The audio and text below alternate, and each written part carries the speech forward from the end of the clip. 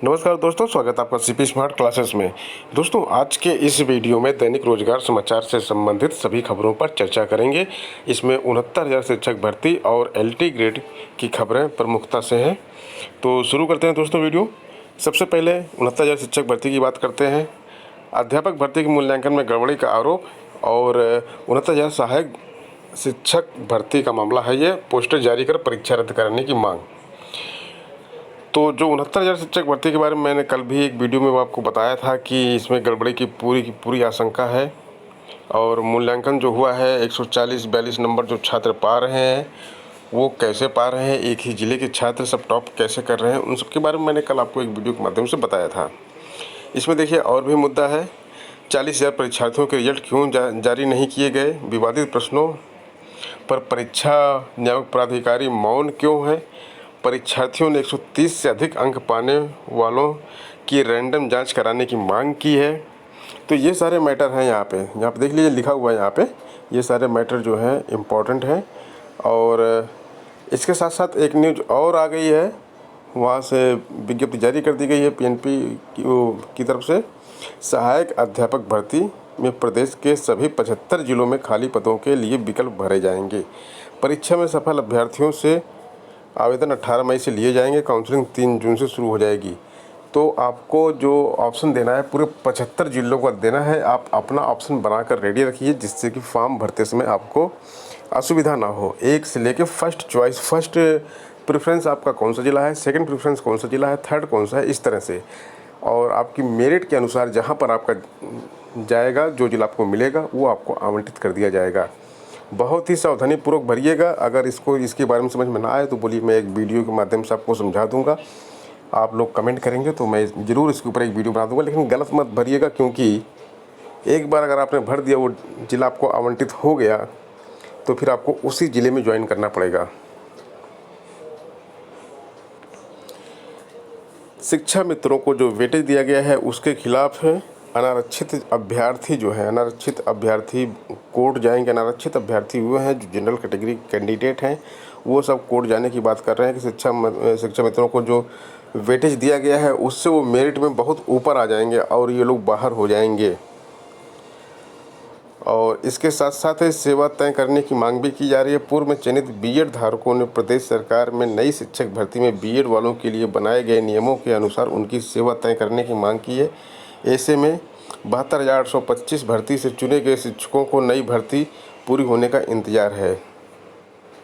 सरकार को एक बड़ी राहत मिली है। 729 लैब टेक्नीशियनों की नियुक्ति की अनुमति मिल गई है। इलाहाबाद हाई कोर्ट ने राज्य सरकार को बड़ी राहत देते हुए प्रदेश में 729 लैब टेक्नीशियनों की फौरी तौर पर नियुक्ति करने का रास्ता साफ कर दिया है। हालांकि कोर्ट ने कहा कि यह नियुक्तियां हाई कोर्ट में लंबित याचिका के अंतिम परिणाम पर निर्भर करेंगी और मात्र कोविड-19 की वजह से उत्पन्न आपात स्थिति को देखते हुए यह आदेश दिया जा रहा है।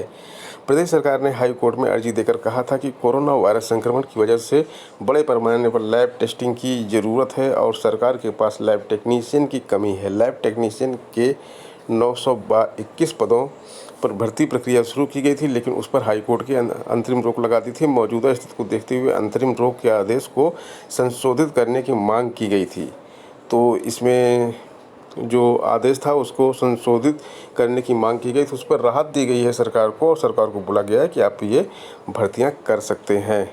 अधीनस्थ चयन सेवा आयोग लखनऊ लैब टेक्नीशियन के 921 पदों पर भर्ती के लिए 2016 में विज्ञापन जारी किया था। इसकी लिखित परीक्षा का परिणाम जारी किया गया। इसके बाद आयोग ने साक्षात्कार की प्रक्रिया पूरी कर 26 जुलाई 2019 को 186 अभ्यर्थियों की नियुक्ति कर ली। इस बीच इन अभ्यर्थियों को नमन कुमार पांडे व अन्य ने याचिका दाखिल कर चुनौती दी। कहा कि आयोग ने ऐसे अभ्यर्थियों को भी चयनित कर दिया है जो लिखित परीक्षा में फेल थे तथा उनके पास यूपी स्टेट मेडिकल फैकल्टी का सर्टिफिकेट नहीं था, जबकि हाईकोर्ट की लखनऊ पीठ ने 29 दिसंबर 2016 की लिखित परीक्षा के परिणाम पर रोक लगा दी थी और निर्देश दिया था कि लिखित परीक्षा में पास जिन अभ्यर्थियों के पास मेडिकल फैकल्टी का प्रमाण पत्र नहीं है, 1 माह में प्रमाण पत्र हासिल करें अथवा उन्हीं अभ्यर्थियों को साक्षात्कार कराकर हासिल कर लें तथा उन्हीं अभ्यर्थियों को साक्षात्कार कराकर चयन प्रक्रिया पूरी करें।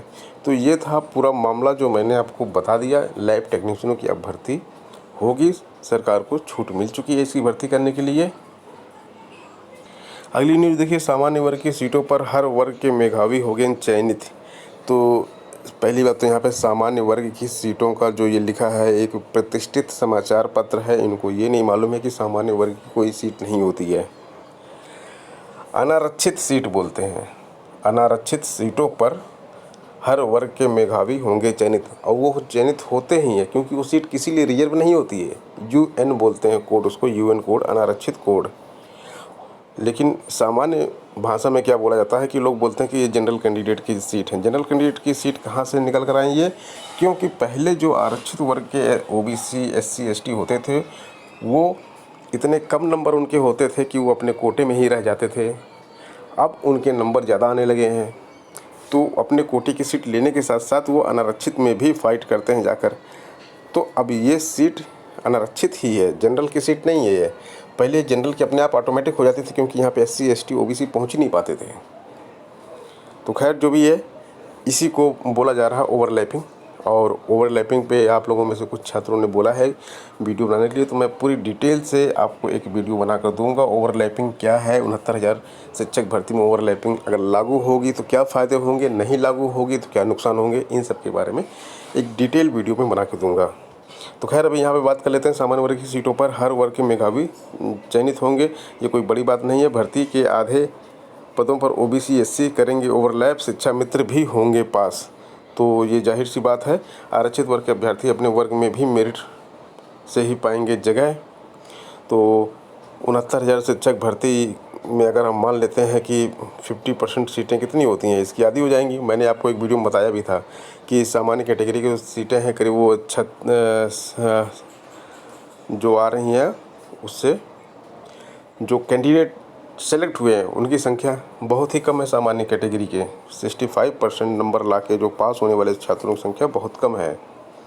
अगर एक सीट पर एक जनरल कैंडिडेट को दिया जाए तो सामान्य वर्ग की लगभग सारी सीटें भर जाएंगी। केवल कुछ ही कैंडिडेट ऐसे होंगे जिनको नौकरी नहीं मिलेगी। लेकिन ये सामान्य कैटेगरी के लिए सीटें नहीं है, अनरिजर्व सीटें हैं। अनरिजर्व सीट पर सबका हक बनता है, तो यहाँ पे ओबीसी भी जाएगा, एससी भी जाएगा। एसटी तो खैर अभी जा नहीं पाता है, एसटी तो सेलेक्ट ही उतने नहीं हुए जितने उनकी सीट है। अब यहाँ बात की जा रही है कि परिषदीय स्कूलों में शिक्षक भर्ती में वैसे 3450 पद सामान्य वर्ग के हिस्से में आते हैं। गलत बोल रहे हैं ये लोग, बार बार यहाँ पे गलत चीज़ें लिख रहे हैं। सामान्य वर्ग के हिस्से में नहीं आते हैं, ये अनरिजर्व सीटें हैं। में पहली दावेदारी विशेष आरक्षण के चयनितों की होगी। इसके बाद भारांक की बदौलत चयन में सबसे आगे रहने वाले शिक्षा मित्र होंगे। अब 34,500 के लिए जो जनरल कैंडिडेट पास हुए हैं उनकी संख्या 36,614 है। 36,614 जनरल कैंडिडेट पास हुए हैं, ये उसी सीट पर जाएंगे। लेकिन इनमें से बहुत सारे लोगों को नौकरी नहीं मिलेगी। देखिए एक और न्यूज़ है, आरक्षित वर्ग की मेरिट से रद्द करने का फैसला। कि इसमें जो है बेसिक स्कूलों में आरक्षित वर्ग के अभ्यर्थियों को मेरिट से, मतलब जो अनरिजर्व की मेरिट थी, यहाँ पे अनरिजर्व वाली बात फिर आ रही है। अनरिजर्व में जो मतलब ओबीसी और एससी सेलेक्ट हुए थे, इनको अनरिजर्व के हिसाब से जिला आवंटन कर दिया गया था। लेकिन इनको बोला गया है कि अब इनकी जो ओबीसी की मेरिट है उसके हिसाब से जिला आवंटन किया जाए। तो ये फैसला हाईकोर्ट ने दिया था। बाद में ये कहा गया था कि आप पुनर्विचार याचिका दायर की गई थी, जिसको कोर्ट ने रद्द कर दिया है। एलटी ग्रेड के 2 विषयों के परिणाम आखिर कब आएंगे, इसके बारे में कुछ भी नहीं पता चल पा रहा है। लोक सेवा आयोग अभी कोई एक्शन नहीं ले रहा है। इसके बाद वाराणसी के एसएसपी ने बताया कि आयोग भेज दी गई है पेपर लीक की जांच रिपोर्ट। दोनों विषयों के अभ्यर्थियों ने अध्यक्ष से परिणाम जल्द जारी करने की मांग की। अध्यक्ष से मुलाकात की थी और उनको बोला गया था कि परिणाम जल्द जारी कीजिए। जब एसएसपी वाराणसी ने आपके पास रिपोर्ट भेज दिया है तो डिसीजन आपको लेना है। 15 विषय थे जिसमें से 13 विषयों का रिजल्ट जारी हुआ है। और देखिए यहाँ पे लिखा है 10 विषयों के अभ्यर्थियों की पत्रावली नियुक्ति पत्र निर्गत करने के लिए संस्तुति भेज दी गई है। ये 10 विषयों की नहीं भेजी गई है, ये 13 में से 12 विषयों की भेजी गई है। 2 विषयों का यहाँ पे उल्लेख नहीं किया गया, केवल 10 बताया जा रहा है। इंग्लिश की फ़ाइल भी चली गई है। अब केवल एक फ़ाइल जानी है, वो संस्कृत की फ़ाइल है। संस्कृत की फाइल जब चली जाएगी तो उसके बाद ज्वाइनिंग की प्रक्रिया इनकी शुरू हो जाएगी।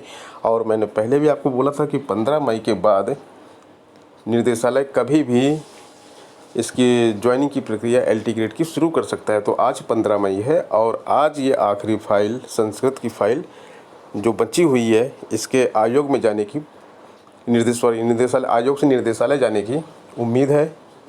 आज का दिन पूरा है हमारे पास, हो सकता है शाम तक फाइल चली जाए। अगर नहीं भी जाती है आज तो 1-2 दिन में चली ही जाएगी। इसके बाद जो 14-15 दिन बच रहे हैं मई में, इसमें निर्देशालय हो सकता है कि इसको ओपन कर दे, अपना जिला अलॉटमेंट वाला वेबसाइट जो है उसको ओपन कर दे। शिक्षक भर्ती का विरोध तेज हो गया है, इसके बारे में पहले भी आपको बता चुका हूँ। कई चीज़ें ऐसी हैं जो परीक्षा को और जो पूरा सिस्टम है उन शिक्षक भर्ती को उसको शक के घेरे में रखती हैं। PCS 2020 की आवेदन तिथि को बढ़ाने की मांग कर रहे हैं छात्र और वो चाहते हैं कि इसकी अंतिम तिथि को बढ़ा दिया जाए। मोर्चा के अध्यक्ष कौशल सिंह, अनुपम तिवारी, प्रवीण सिंह, सौरभ, अमित कुमार, अवंतिका, आशीष सिंह और सुमित यादव ने ज्ञापन सौंपा है। उन्होंने मांग की है कि PCS की अंतिम तिथि बढ़ाई जाए। तो दोस्तों ये थी आज की प्रमुख खबरें। मिलते हैं नेक्स्ट वीडियो में नई अपडेट के साथ। धन्यवाद।